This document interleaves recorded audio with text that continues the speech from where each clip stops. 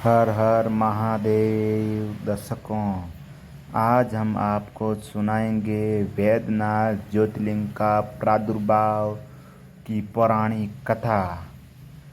एक बार राक्षस राज रावण ने हिमालय पर स्थित भगवान शिव की घोर तपस्या की। उस राक्षस ने अपना एक सिर काट काट कर शिवलिंग पर चढ़ा दिए। इस प्रक्रिया ने उसने अपने 9 सिर चढ़ा दिए। 10वें सिर को काटने के लिए जब वह तैयार हुआ तब तक भगवान शंकर प्रसन्न हो गए।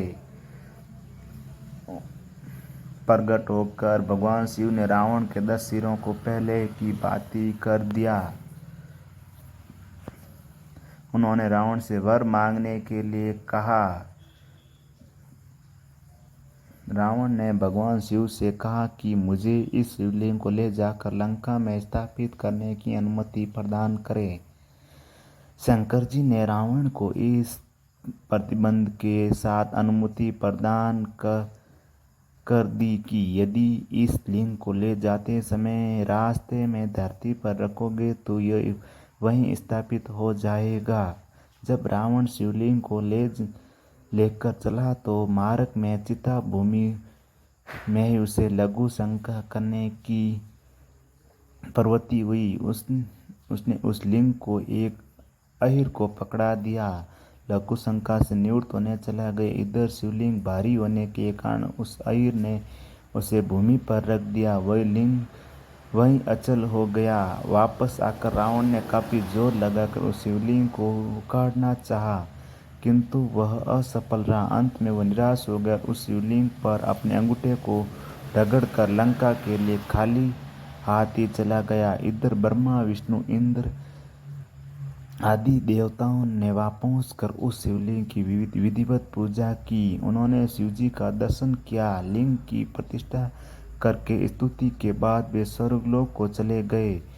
शिवजी महापुराण के कोटि रुद्र संहिता में श्री वैद्यनाथ ज्योतिर्लिंग की कथा इस प्रकार है। राक्षस रावण अब अभिमानी तो था ही, वह अपने अहंकार को प्रकट कर शीघ्र ही प्रकट करने वाला था। एक समय वह कैलाश पर्वत पर भक्ति भावपूर्वक भगवान शिव की आराधना कर रहा था। बहुत दिनों तक आराधना करने पर भी जब भगवान शिव उस पर प्रसन्न नहीं हुए तब वह पुनः दूसरी विधि से तप करने लगा। उसी सिद्धि स्थल हिमालय पर्वत से दक्षिणी की ओर संगन वृक्षों से भरे जंगल में पृथ्वी को खोदकर एक गड्ढा तैयार किया।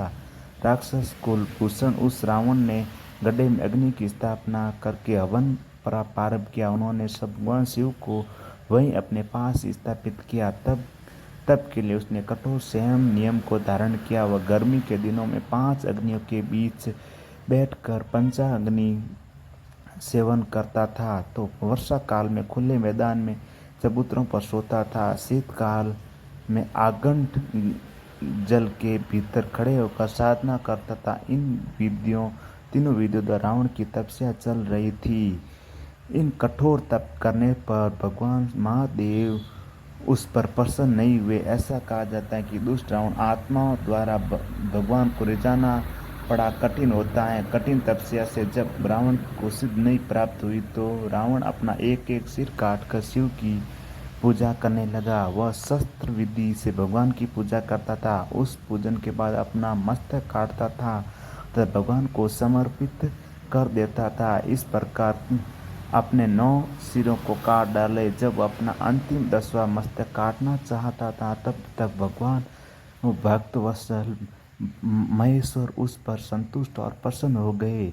उन्होंने साक्षात प्रकट होकर रावण के सभी मस्तकों को शस्त्र करते हुए पूर्णतः जोड़ दिया। भगवान ने राक्षस रावण को उसकी इच्छा के अनुसार अनुपम बल और पराक्रम प्रदान किया। भगवान शिव का कृपा प्रसाद पाकर ग्रहण करने के बाद नतमस्तक होकर विनम्र भाव से उसने हाथ जोड़कर कहा, हे देवेश्वर, आप मुझे प्रसन्न हुए हैं। मैं आपकी शरण में आया हूँ और आपको मैं लंका ले जाना चाहता हूँ। आप मेरा मनोरथ सिद्ध कीजिए। इस प्रकार रावण को कथन के अनुसार भगवान शंकर असमस की स्थिति में पड़ गए। उन्होंने उपस्थिति धर्म संकट को टालने के लिए अनबन होकर कहा, राक्षस राज, तुम मेरे इस लिंग को भक्ति भाव पूर्वक अपनी राजधानी ले जाओ, किंतु यह ध्यान रखना रास्ते में तुम इसे यदि पृथ्वी पर रखोगे तो यह वहीं अचल हो जाएगा। अब तुम्हारी जैसी इच्छा वैसा करो। प्रसन्नो भव देवेश लंका च तत्वा नया मने हम सफल कुरु हे मैं काम तन्महा शरणम गत इत्युक्ष तदा तेव सर्वस्य रावणेश तत् प्रत्युत्वाच विचेतक संकट परम गत सूर्यात राक्षस श्रेष्ठ वचो सार्वतया नियता सर्गहे मैं ही सदव्यक्त्या लिंग तुमतम भूमो लिंग सदा तव स्थापत्य सत्रम स्थापत्य संदेहो यचत तथा कुरु। भगवान शिव द्वारा ऐसा करने पर बहुत अच्छा ऐसा कहता हुआ राक्षस रावण उस लिंग को साथ लेकर अपनी राजधानी लंका की ओर चल दिया। भगवान शंकर की माया शक्ति के प्रभाव से उसे रास्ते में जाते हुए मूत्र संग पेशाब करने की प्रबल इच्छा हुई। सामर्थ्यशाली रावण मूत्र के वेग को रोकने में असमर्थ रहा। शिवलिंग को एक ग्वाले के हाथ में पकड़ाकर स्वयं पेशाब करने के लिए बैठ गया।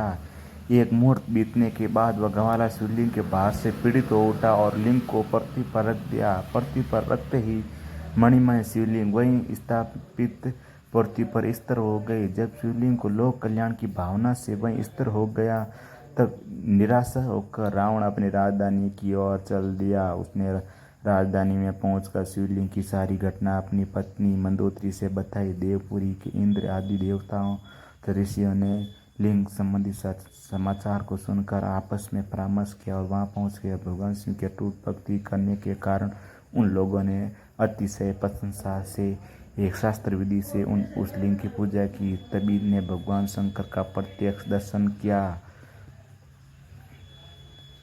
इस प्रकार रावण की तपस्या के फलस्वरूप वैद्यनाथेश्वर ज्योतिर्लिंग का प्रादुर्भाव हुआ, जिसे देवताओं ने स्वयं प्रतिष्ठ कर पूजन किया। जो मनुष्य सदा भक्तिपूर्वक भगवान श्री वैद्यनाथ का अभिषेक करता है उसका शारीरिक और मानसिक रोग अतिशीघ्र नष्ट हो जाता है। इसलिए वैद्यनाथ धाम में रोगियों और दर्शनार्थियों की विशेष भीड़ पड़ी रहती है।